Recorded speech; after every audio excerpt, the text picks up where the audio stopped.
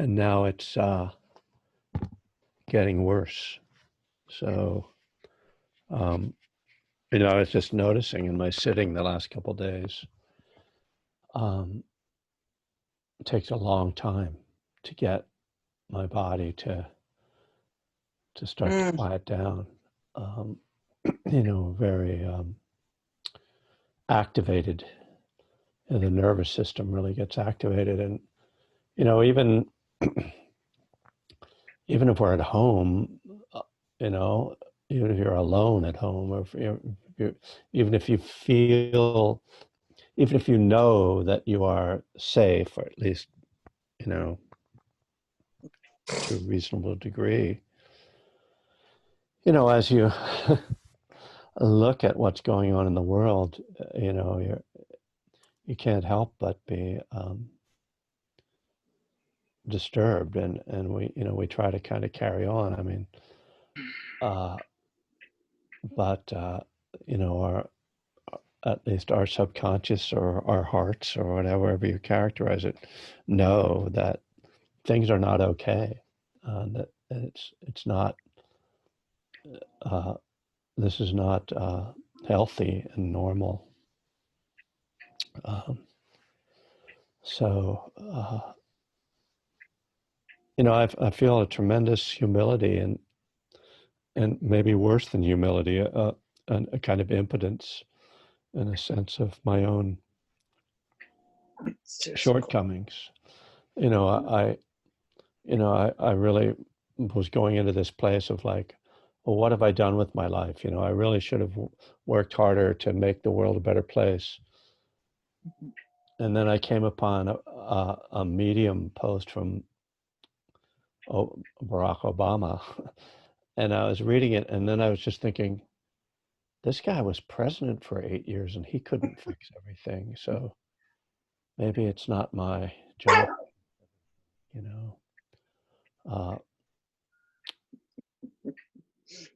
but it's heartbreaking. I mean, it's just heartbreaking, and yeah. So I actually came upon something I'm going to read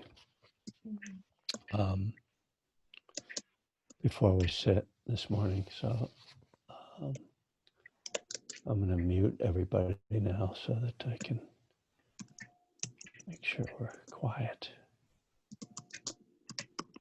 So this is from Mahagosananda, who was a great Cambodian monk. He was an important teacher for Jack Kornfield, and Jack often talks about what a powerful presence he was. And he survived the killing fields, Pol Pot and all that in Cambodia. So this is called a prayer for peace. Dear brothers and sisters, my name is Maha Gosananda, and I am a Buddhist monk from Cambodia. The people of Cambodia have known great suffering. I pray that, like millions of peaceful Cambodian people, all people will find strength and compassion in their hearts and guidance in these words of the Buddha. In those who harbor thoughts of blame and vengeance towards others, hatred will never cease. In those who do not harbor blame and vengeance, hatred will surely cease. For hatred is never appeased by hatred. Hatred is appeased by love. This is an eternal law. Just as a mother would protect her only child, even at the risk of her own life, so let one cultivate a boundless heart toward all beings.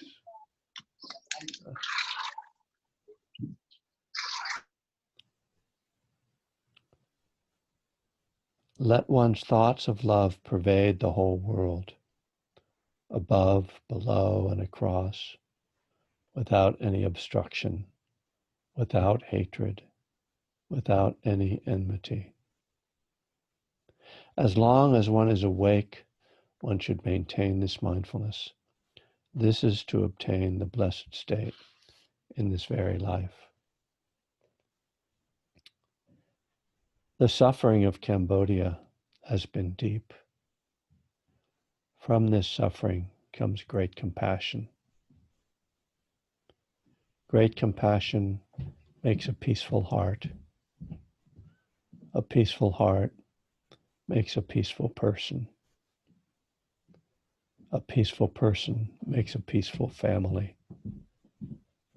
A peaceful family makes a peaceful community. A peaceful community makes a peaceful nation. And a peaceful nation makes a peaceful world.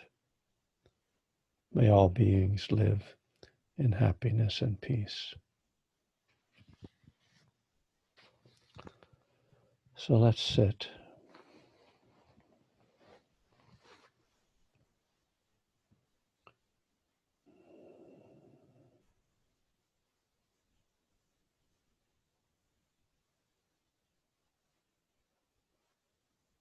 So feeling your body,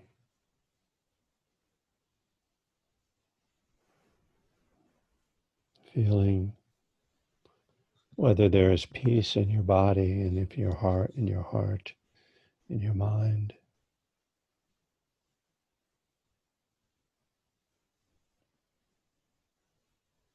Feeling if there is a lack of peace.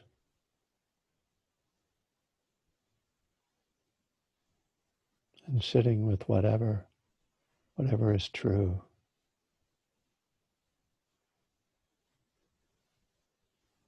Bringing an attitude of kindness towards yourself.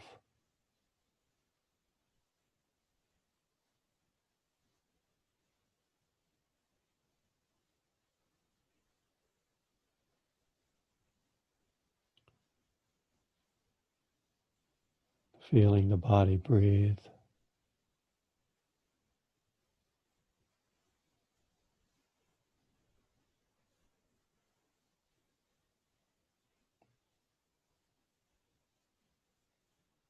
Feeling yourself just in the space you are, in your home.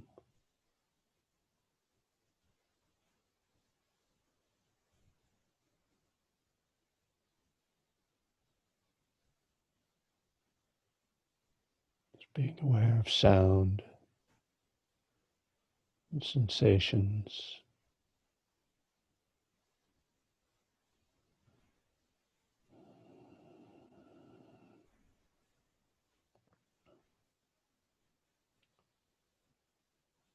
Just being alive.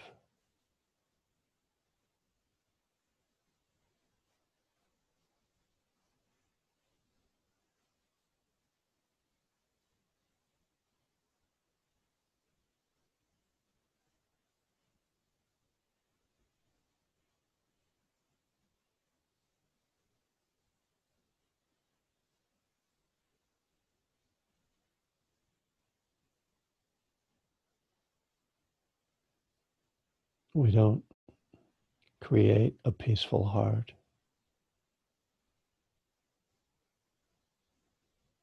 We have to look at whatever is present and bring kindness and acceptance, a bright awareness.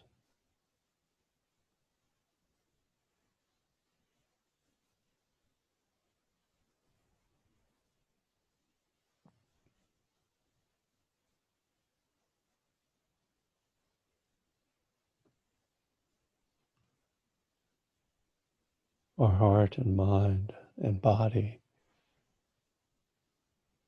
long for peace.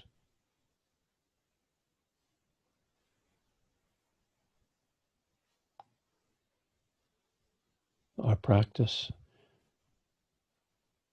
just opens us to that place, allows us to move into that place.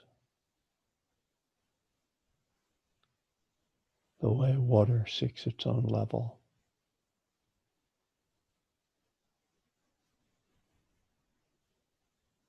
If there's nothing to block it, so our hearts will find peace if we give it space.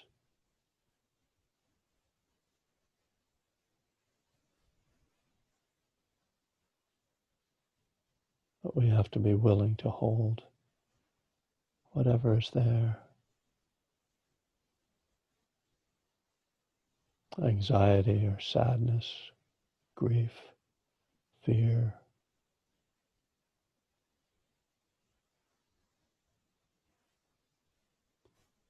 the subtle tension, protection, and armoring that we build up unconsciously. We must breathe into that.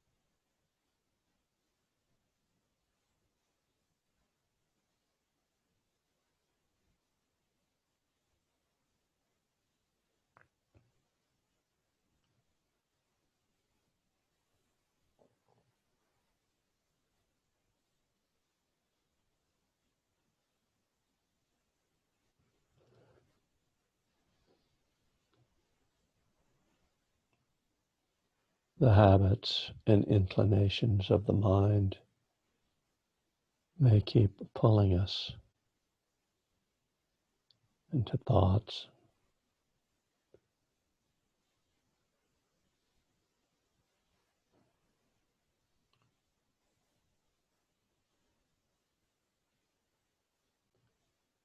into reflections or plans or memories.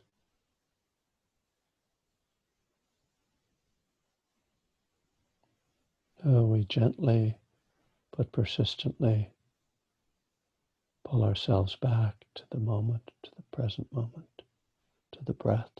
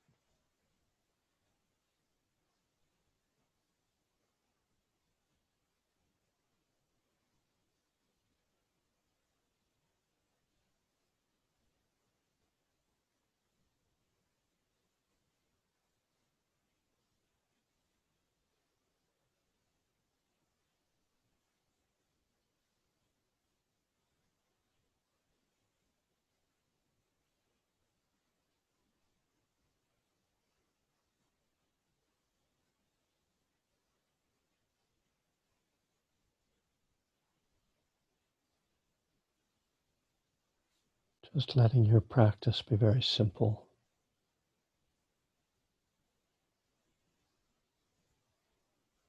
just with the breath and the heart.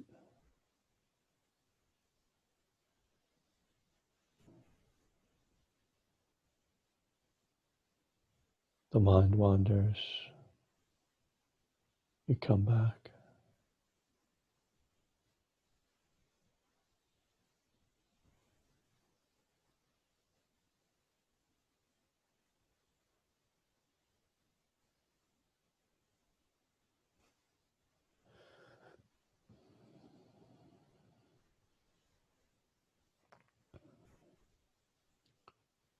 Perhaps the greatest challenge in our practice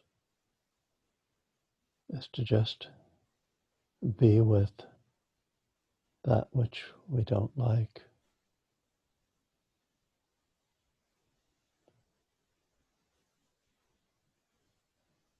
It's easy when there's stillness and peace inside.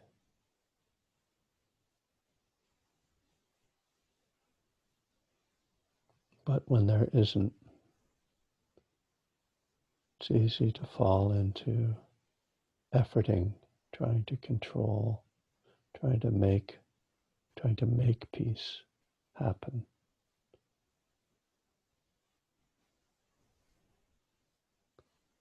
And that very efforting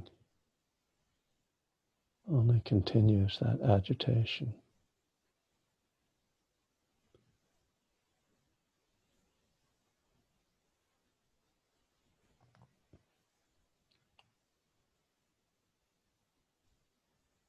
So just opening to whatever is with acceptance,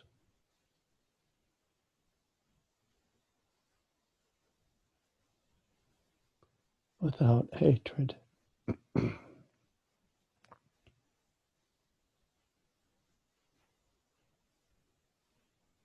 with compassion.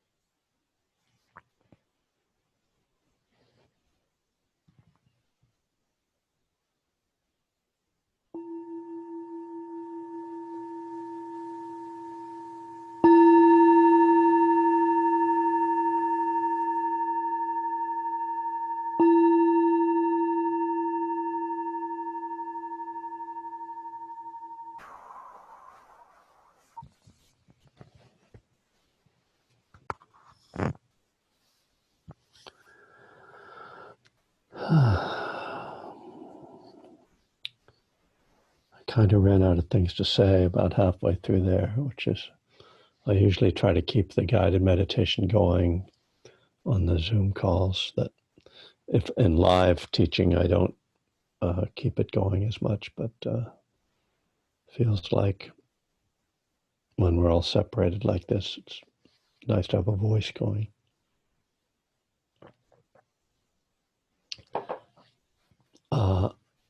And just to point out that Greg Bergament has posted his Qigong schedule there. I take, is that the Zoom number there? Yeah, okay. So Greg is a wonderful Qigong teacher. If you've never practiced with him, a dear friend, thank you. So I will try to fulfill my responsibilities to do my job here, which is to talk about Buddhism and the 12 steps and one breath at a time. And we've gotten to the section of step 3 on page 58. Again, for those who aren't familiar, this book is entitled One Breath at a Time, Buddhism and the 12 Steps.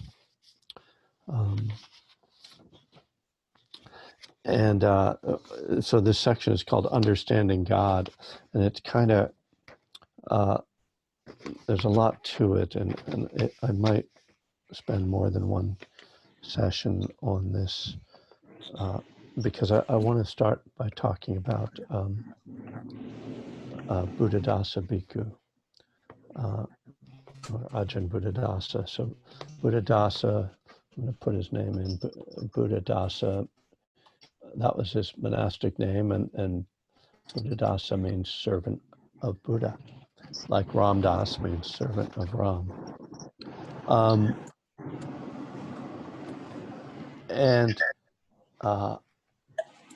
Getting a little feedback here. And so in 1967, Buddhadasa gave a series of lectures. It was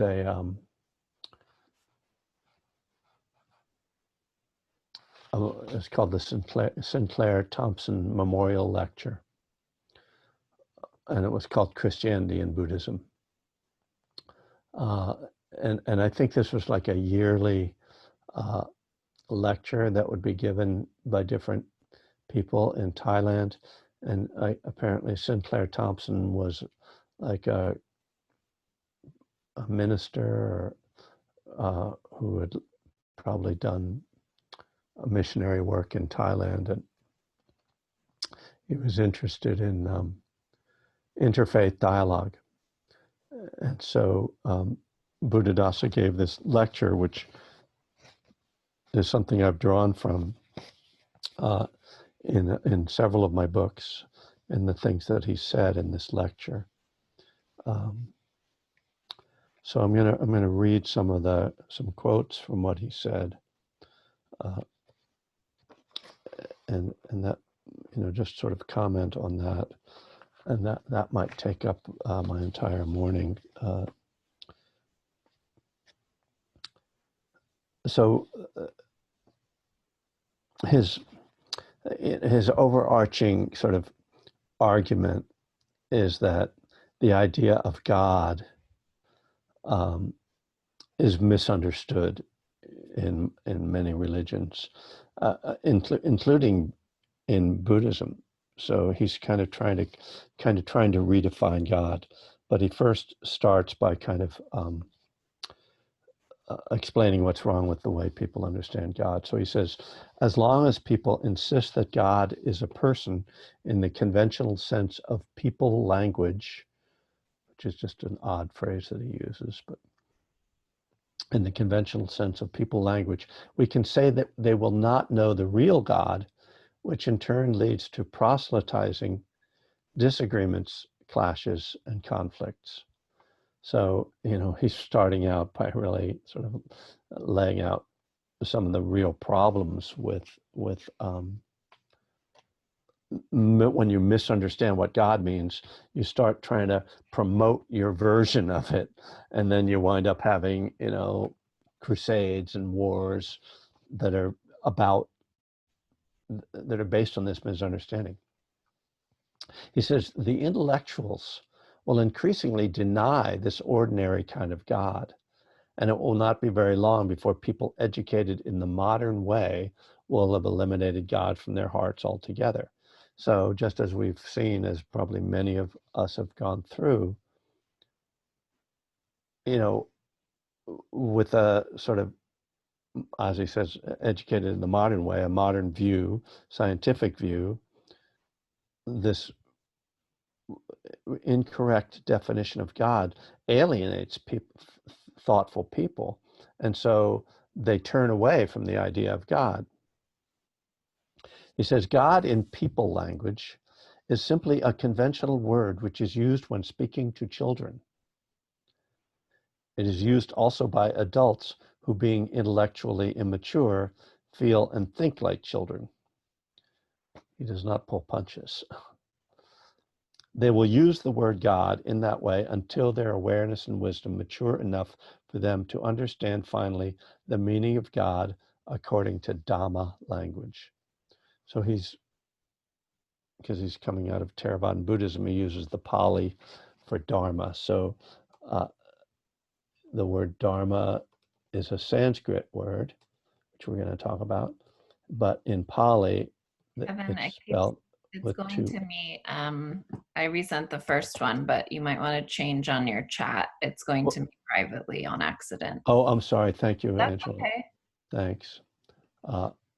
Yeah, I know it defaults to that if somebody sends me a private email. Thank you.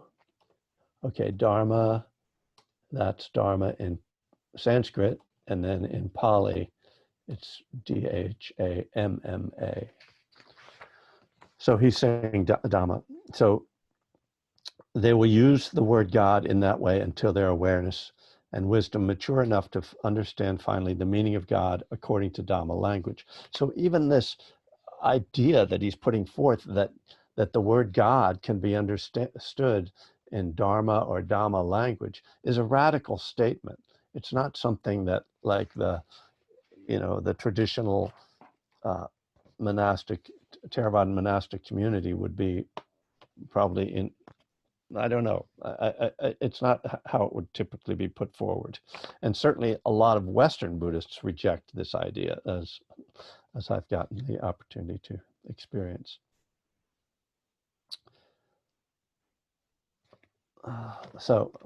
Going on.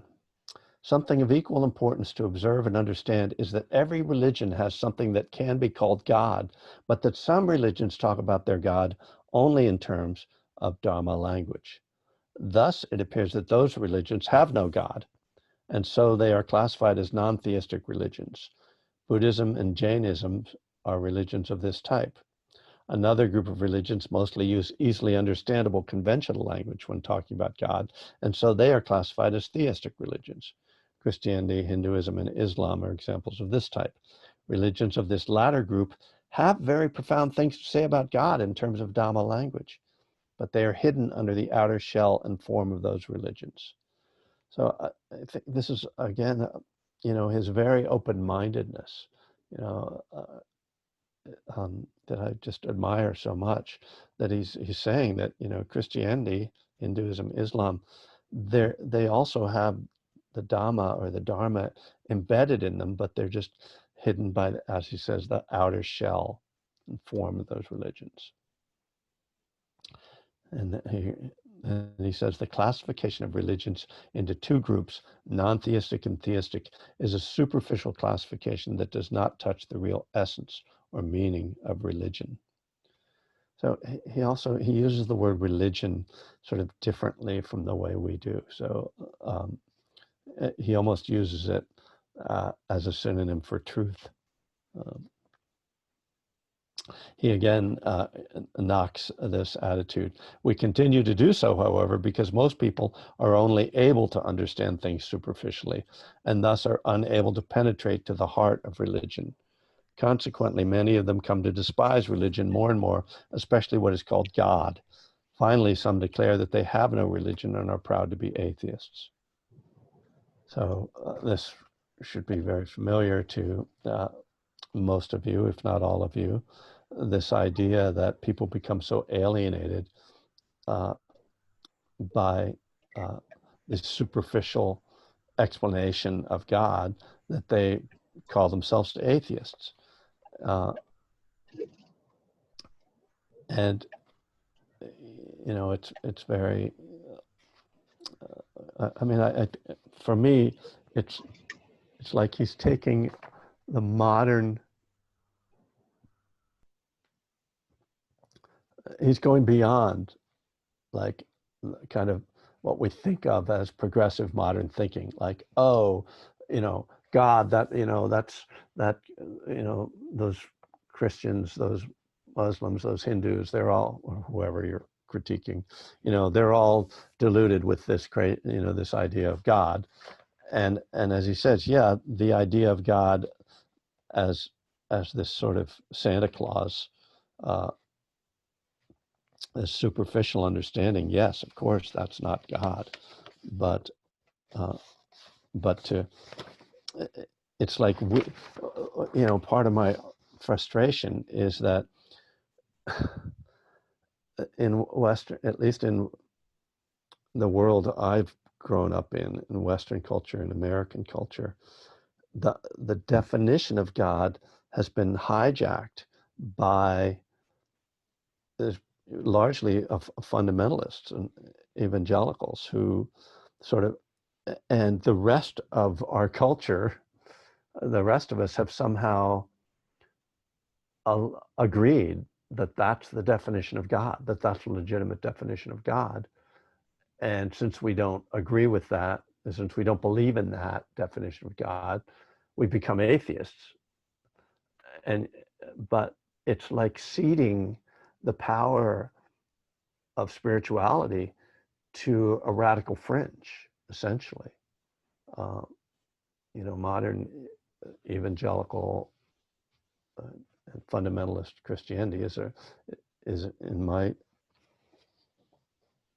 belief, my understanding is it's really a fringe, intellectually and theologically a fringe movement. It's certainly not a fringe movement in terms of its place in our culture, but it doesn't have anything to do with the historical ideas, the theological ideas, and a lot of my thinking about this is informed by Karen Armstrong, who wrote A History of God, and she has another book. I can't remember the title of it, but it's more about, that talks more about sort of the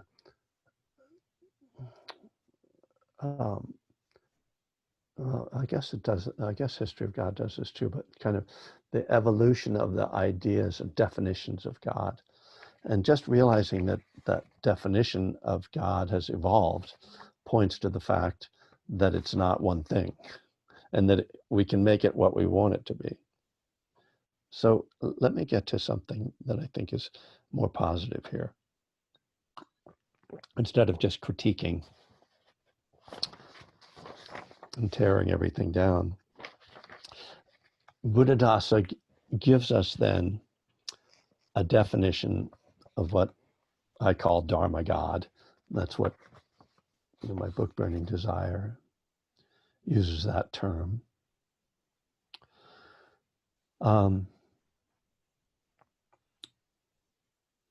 He says there are four primary aspects to what we call the Dharma. He says what we call Dharma is the God of Buddhism. Again, a very radical statement. What we call Dharma is the God of Buddhism. We can distinguish four primary aspects of it: nature itself, the law of nature, the duty of humans according to the law of nature, and the fruits that human beings receive according to the law of nature. The single word dharma covers all four of these aspects. Here it is easy to see that the second aspect of dharma, the law of nature, directly corresponds with God. So he makes the connection, particularly of the law of karma. So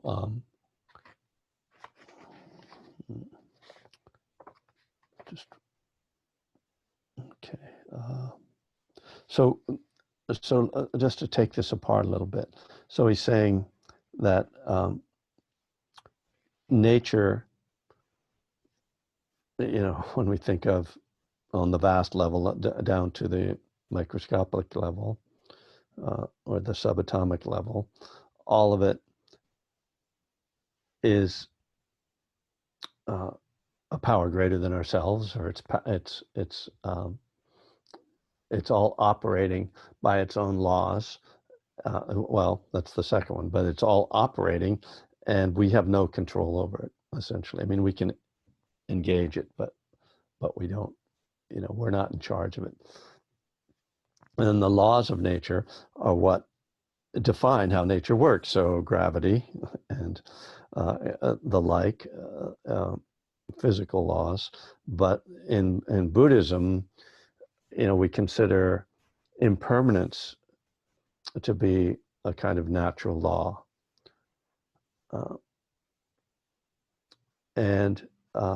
And so, but the law of karma is kind of the center of this in terms of how this operates as a higher power, that all actions have results, and that those results are informed by the nature of the actions. So if the actions have a positive intention behind them, that the results will be positive. And it's not a simple one-to-one correspondence, but that's the essence of it. Obviously, it's very complex. The law of karma is so complicated that not the law of karma isn't complicated. The playing out of karma is so complicated that the Buddha said that if you try to unravel karma or your own karma through time, that you will actually go crazy. It's too complex. It would just overwhelm you. But the principle is very simple. There's nature, and then there's the laws of nature. And then, so he says, then it's the duty of humans according to the law of nature. So in Buddhist terms, the duty of humans according to the laws of nature, is to follow the Eightfold Path.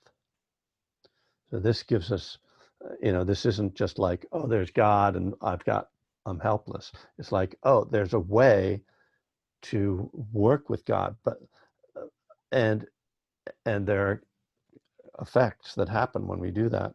And the effects are the fourth element of God, the fruits that humans receive according to the law of nature. So the fruits might be bitter or they might be sweet, depending upon the way that you operate, right?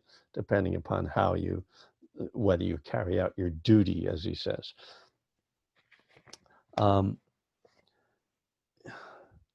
So what I want to pull back a little bit and to look at this four things. So anytime you've got a list of four in Buddhism, you have to become suspicious that this might be related to the Four Noble Truths. And guess what? It is. Nature itself is the first noble truth, the truth of suffering. That, in other words, the first noble truth is there is suffering. It's like, that's just the way things are. That's the natural world. The law of nature is what causes suffering, right? The second noble truth, the cause of suffering, is grasping and clinging. Then the third noble truth is that suffering ends. That's the fruits, which in this list is the fourth one, but it doesn't matter. And then the fourth noble truth is the way to the end of suffering, and that's this third one here, the duty of humans according to the law of nature. So essentially, Buddhadasa is using the Four Noble Truths as a definition of God, which is, pretty radical from a Buddhist viewpoint, and yet makes perfect sense in terms of our relationship to all this, right? Because so a couple more things he says uh, as he starts to explain these. He says it's easy to see that the second aspect, the law of nature, directly corresponds to God. Yet the other three aspects require respect and obedience in every way. We should consider this more closely. So this is, I think it's very interesting. He's using this language. These aspects of God, as he's defining them, require respect and obedience.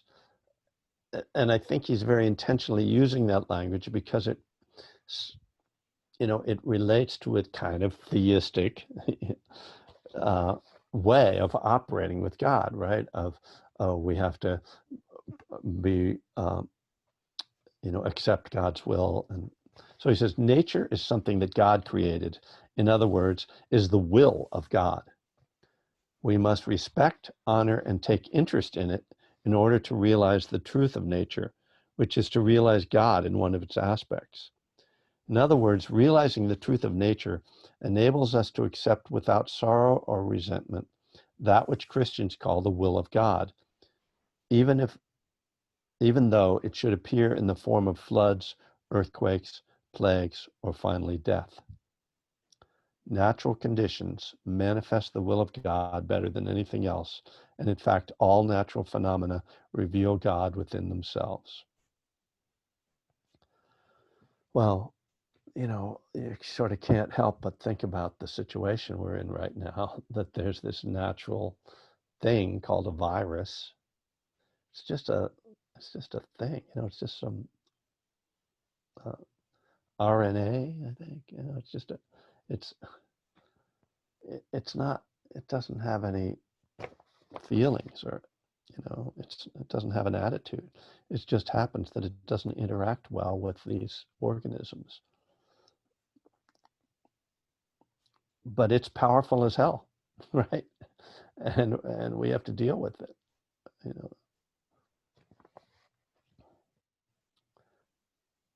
the next, or the duty, he says, must be respected by being practiced strictly, which is identical to strictly following the will of God in order to realize God. All efforts to do our duty to the utmost are true prayer to and worship of God. An impersonal God, or even a personal one, would surely prefer the practice of duty according to its will far more than mere verbal prayers or supplications. And this is something that I bring out in Burning Desire around step 7. But this idea, and he comes back to this repeatedly, that just saying prayers to God are of no use, that we have to act. We have to try to, and as he uses the term duty, fulfill our duty. I mean, I even find myself, even as much as I've worked with it, I find myself, as I'm reading this and talking about this, a little bit with my back up, like, wait a minute, don't tell me what to do, come on. So what do you mean my duty? So it's just really the language for me, because certainly my approach to my life is an attempt, uh, with many shortcomings, but at least an attempt to live in this way, to follow the Eightfold Path, which in this language is my duty. It says, finally, the fruits that humans ought to receive from their lives and practice should be honored by what Christians might call praise for the grace of God. This grace refers to the best or supreme thing that humankind can get. To earnestly seek this thing is in itself to show the greatest respect for God. This kind of respect and glorification of God has incomparably more meaning than customary attitudes, postures, formulas, and prayers. So when in Buddhism, when we're talking about the fruit, the ultimate fruit is awakening, enlightenment, and that this is to act out of this, to act, to bring this about, is, says that it has incomparably more meaning than customary attitudes, postures, formulas, and prayers. So obviously he's speaking against ritual, which is very much in harmony with the way the Buddha talked about the path. You know, the Buddha in his time, in the time of the Buddha, it was the Brahmins who were following this kind of magical thinking, like, oh, if I just burn this incense here, or do this, say these magical words, that's going to have some spiritual power or meaning. So let me put. I'm gonna. This morning, this is what I Googled, just for people to see this. I have this little book somewhere around, but you can see it as a PDF. If you Google Buddhadasa Christianity and God, I'm sorry, Christianity and Buddhism, or Buddhism and Christianity, you should get this page, and I'll throw this is the link that I found. There's other links for it, because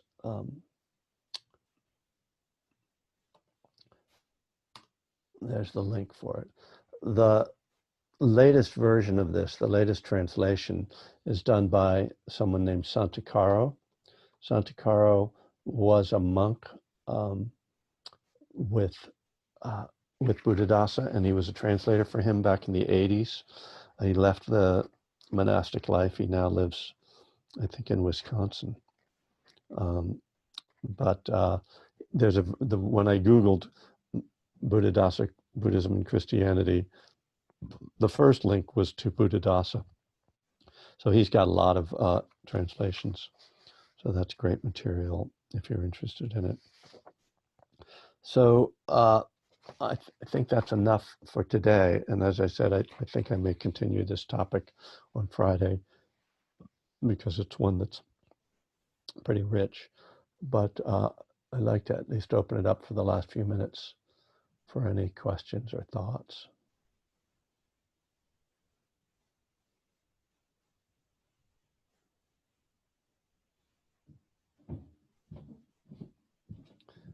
Or arguments.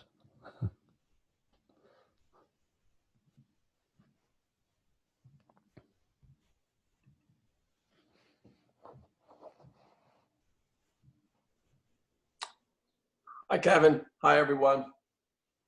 Sounds like Greg. Yes, it is. I'm so glad I logged on today. You know, when Kevin and I are together leading retreats, sometimes he'll look at me and he'll say, what should I do my Dharma talk on today? And I always say, God. And he goes, you always say that.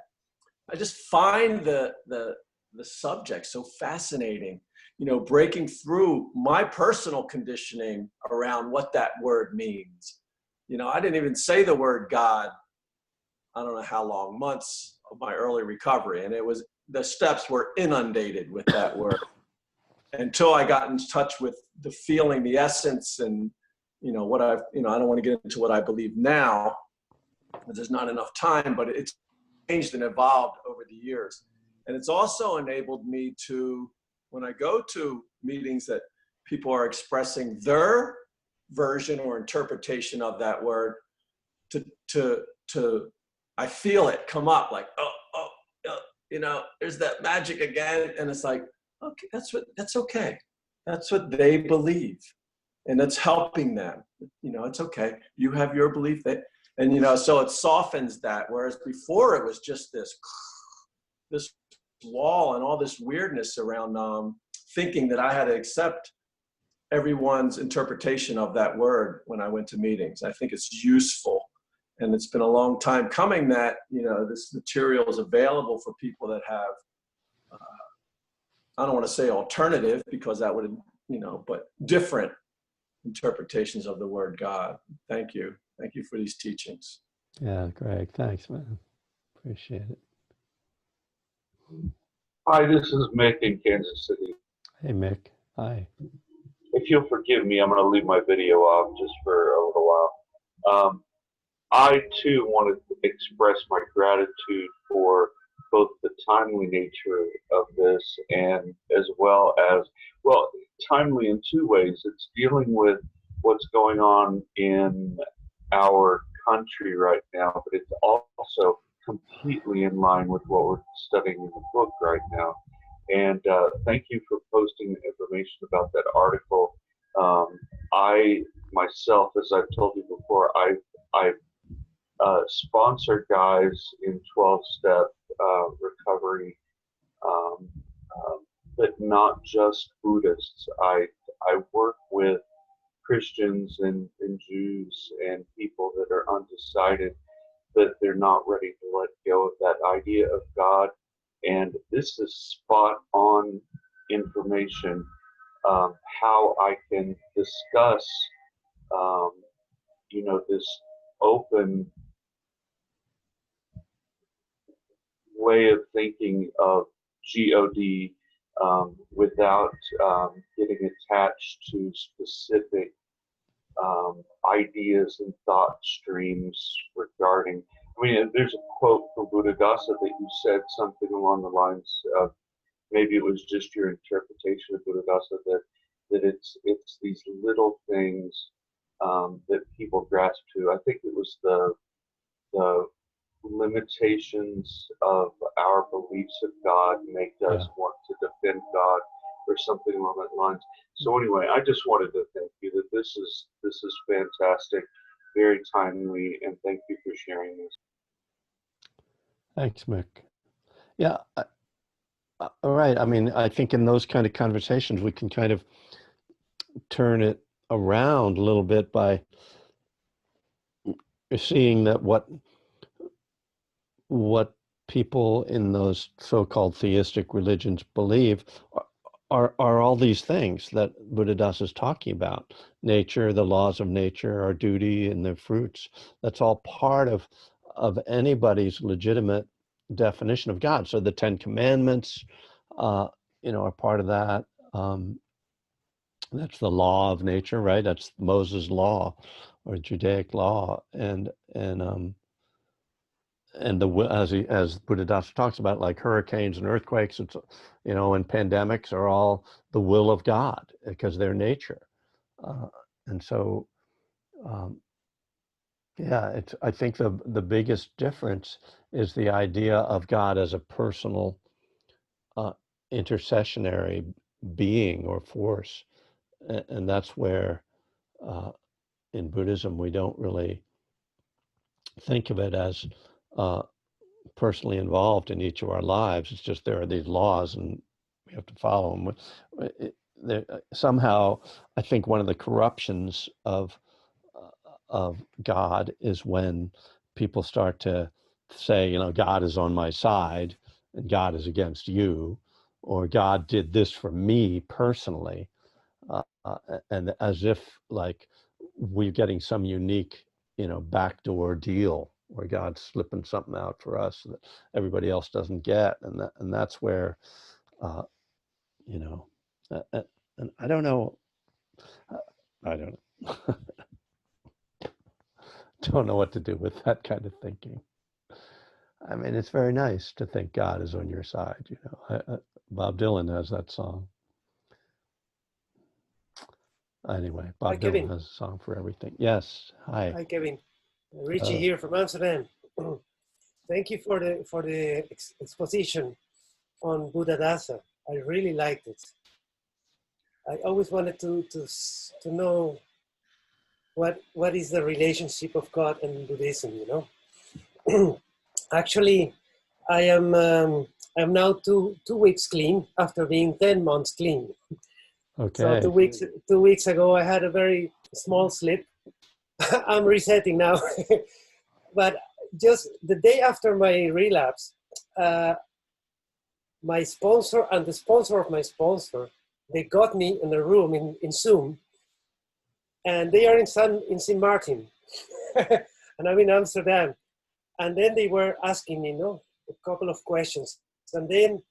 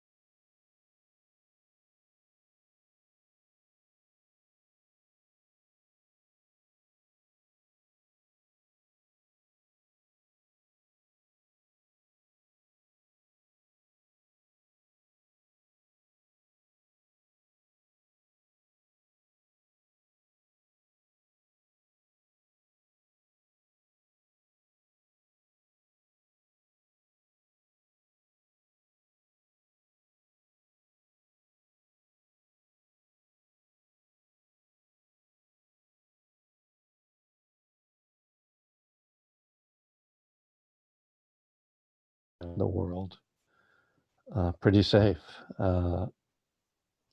But it just feels so on the edge. And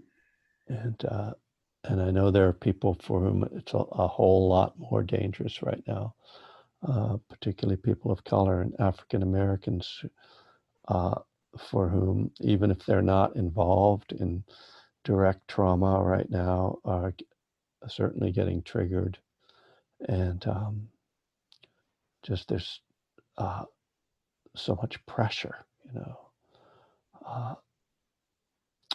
and I don't usually talk explicitly about politics, but I'm gonna break that rule right now, because my daughter is just been hired as a field organizer for the Biden campaign, and she's on the phone right now calling people in Pennsylvania who are voting today. And we've been talking about what we can do. And so I'm going to sign up today. Vote Save America has something called Adopt a State. If you live in in a state that's not a battleground state, Vote Save America will help allow you to help. I think this is the website. That you can volunteer to work in a battleground state and do some work. So I'm not going to make this a regular part of my teaching, but right now I just feel so strongly that I can't bear to I can't separate my spiritual practice from the person that's running our country, or that everything that's happening in our country. That politics and spirituality are not separate, especially when somebody takes a Bible and stands in front of a church and claims that as some authority.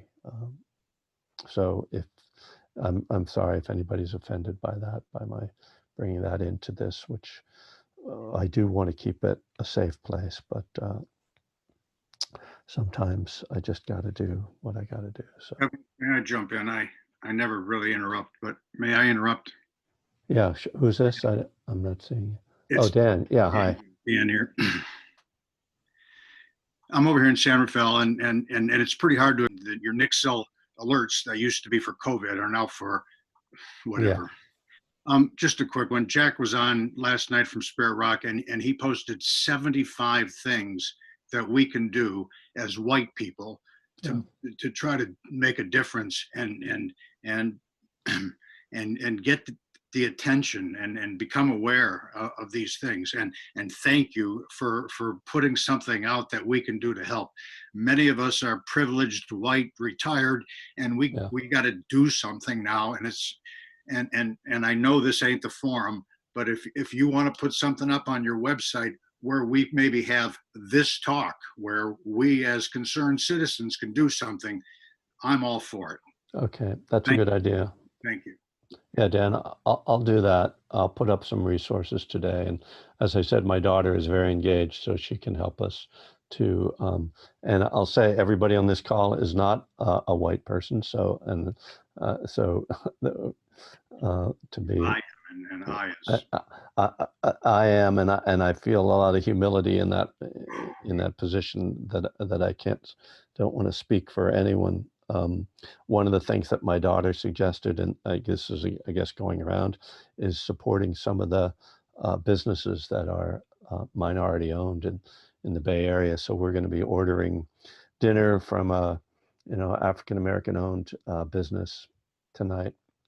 And just the small things we can do, there's not, as I say, it feels like a big, it's a big thing. But then again, I mean, if we're going to be on this topic, it was not many people who swayed the last election. And as far as I'm concerned, we can't let that happen again. We can't be victims, So I love you guys. Thank you all for coming. Let's just close with a little settle our, I'll try to settle my nervous system a little bit. As I said, it's uncomfortable. You know that I bring up things peripherally, but rarely. I don't think I've ever been so direct about it. And again, trying to be respectful of people's needs for a safe place that they come to practice and to work with their recovery. The most important thing for each of us, our duty in relation to God, is just not drink or use no matter what. So it all starts with that, and out of that hopefully comes transformation of the world. And thank you, Richie, to remind us to get in touch with what is most important to us.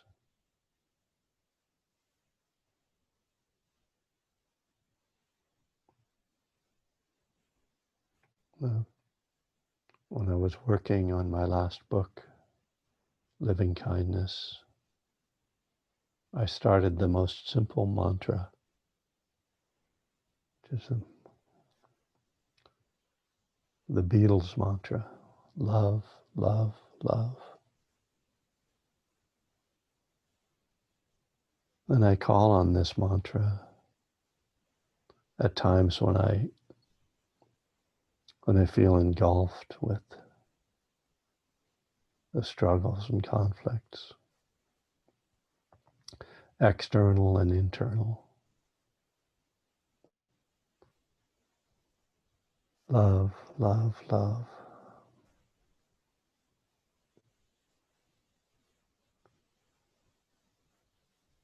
That is my deepest longing, to be love, to be loved, to give love, to express love.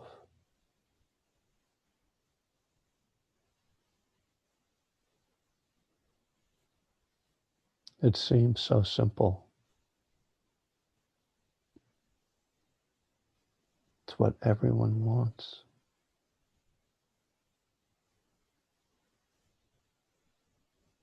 And yet somehow we lose it. We lose touch with that essence.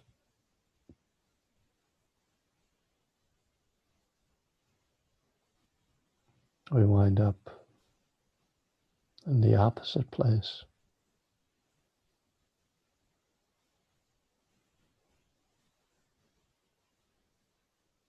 So in the same way that I need to keep coming back to the breath, keep coming back to this present moment, keep coming back to meetings and recovery, I also need to keep coming back to love, love, love.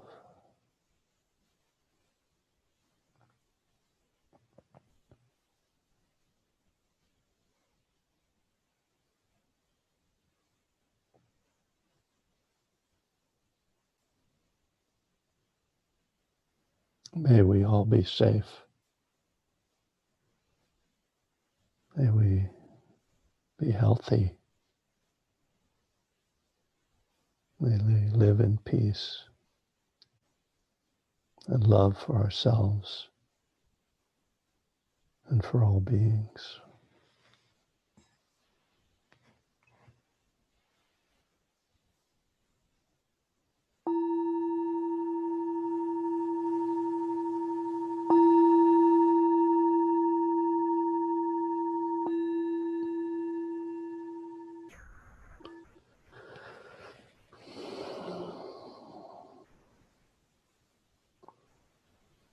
Thanks, everybody.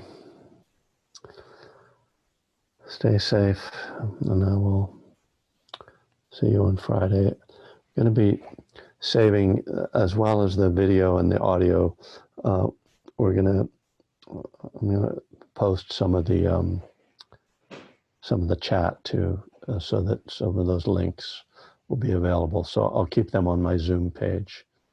All right. Yeah, carry on. I will see you on Friday. Much Bye. better. Thank you. Thank you. Thank you, Kevin. Happy Thanks, 24. Kevin. Thanks, everyone. Good to see you. everyone. Be well. Thank you, Kevin. Stay safe. Take care. Thanks, Kevin. Friday.